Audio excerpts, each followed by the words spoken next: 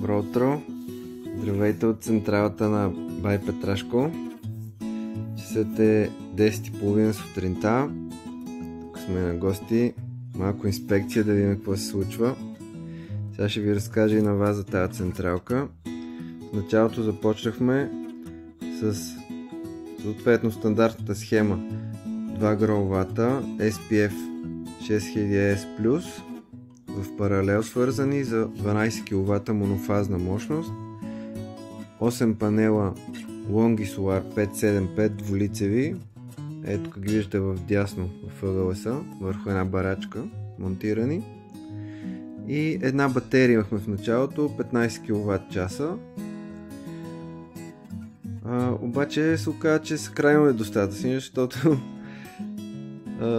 домакинята много сериозно ползва електроенергията и се наложи да монтираме още една батерия, да станат общо 30 кВт часа, плюс ето този вертикален стринг, който виждате на оградата.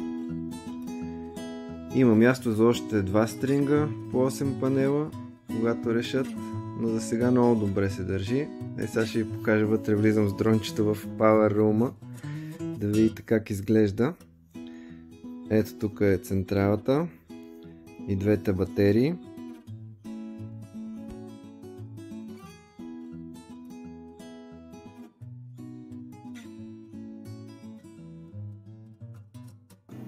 И двете батерийки.